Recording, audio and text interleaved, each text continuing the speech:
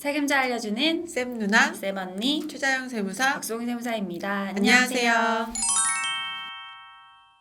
네, 오늘은 저희가 지방세 개정 관련된 내용을 이야기해 보려고 합니다. 네, 지방세는 지난 2년 동안에 많은 변화가 있었는데요. 가장 큰 변화는 주택을 취득할 경우에 취득세율이 아주 많이 달라졌어요. 네, 맞아요. 주택을 뭐 2주택이냐, 네. 뭐 3주택이냐에 따라서 세율이 팍팍 올라가죠. 네, 뭐 원인에 따라서 음. 유상 취득하는 게 아니라 무상으로 증여받았을 경우에도 팍팍 올라가고 네. 그랬죠. 그래서 기존에는 뭐 증여취득세율이 뭐 4%였다면 이제 8월달 20년 8월 이후에는 뭐 12.4%, 네. 13.4% 이렇게 한 3배 정도 중과되고 있는데요. 네, 그래서 이것 때문에 뭐 증여를 막 당겨서 하셨거나 아니면 증여해야 되는데 못하고 계시거나 이런 고민들이 많으신데, 그런데 이번에는 세율이 아니라 또 다른 게 달라질 예정입니다. 바로 과세 표준이 달라지는 건데요. 네. 세금은 보통 어떤 기준 금액 곱하기 세율 이렇게 돼서 정해지잖아요. 그래서 네. 세율은 이미 많이 올랐고, 네. 근데 그 앞에 있던 과세 표준은 기준이 되는 금액은 똑같았는데 이 부분에서도 이제 개정 사안이 나온 거죠. 예, 맞습니다.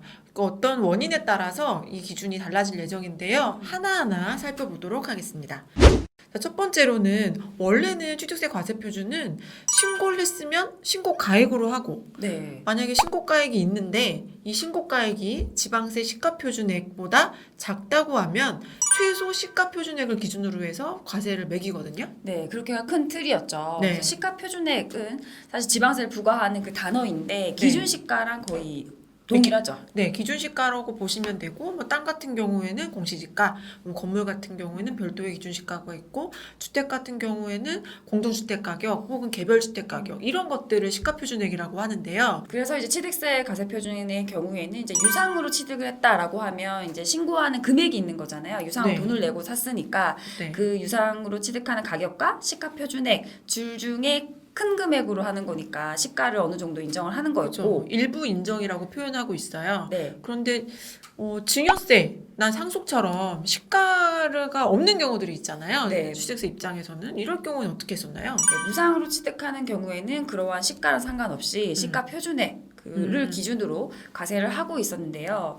이제 이거를 좀 바꿔서 네. 취득 원인에 따라서 과세 표준을 달리하겠다고 합니다. 네, 개정안에 따르면 유상, 무상, 원시, 과세특례, 관주취득 이런 각각의 경우에 어떻게 과세 표준을 삼을 건지 달리 정하겠다고 했거든요. 현행법에는 혹시 신고한 가액이 있으면 그걸 써 이렇게 되어 있는데요. 네. 그런데 법이 개정될 경우에는 정확하게 원인별로 어떤 가액이 기준이 된다고 되어 있어요. 그래서 유상 취득의 경우에 원칙은 사실상 취득 가격 뭐 이런 식으로 표현을 하는 거죠.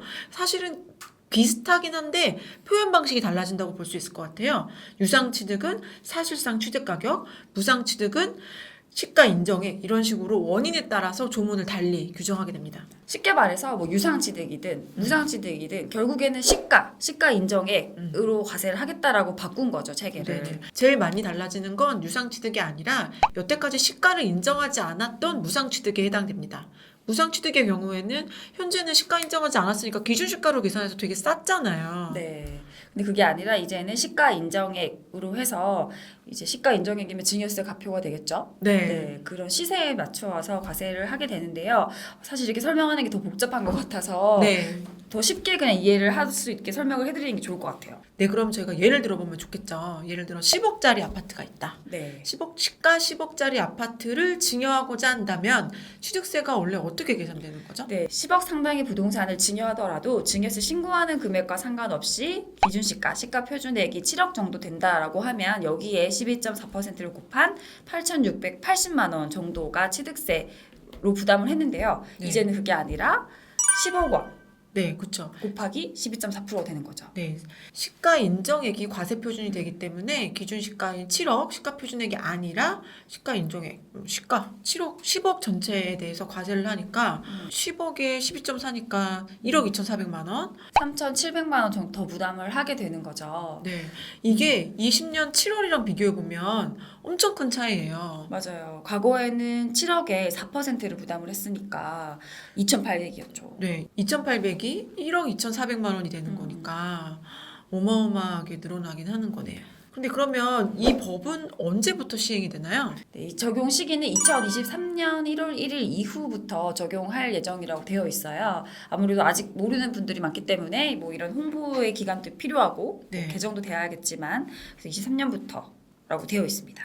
이것 때문에 아마 이 법이 정말 시행된다고 하면 23년 1월 1일 전에 22년 말까지 증여하시고 싶은 분들은 취득세 때문에 빨리 증여를 서두르시는 게 좋을 것 같고요. 물론 아직 확정된 건 아니지만 그리고 과표를 조금 달리 결정할 수 있는 방법을 생각해 보는 것도 좋을 것 같아요. 네, 보통 증여를 할 때는 이제 시세가 가장 중요한데 그 시세는 매매 사례가액을 보통 하게 되는데 네. 매매 사례가액이 있는 경우도 있겠지만 우리 집의 감정 평가를 받는다면 이제 그 가격이 제일 우선되는 거잖아요. 네, 맞습니다. 물론 우리 집이 실거래가보다 높게 평가될 수도 있겠지만 혹시나 여지가 조금이라도 있다고 하면 탁상 감정을 받아보신 이후에 정식 감정을 의뢰하실지 결정하시는 것도 좋은 도움이 되실 거라고 봅니다.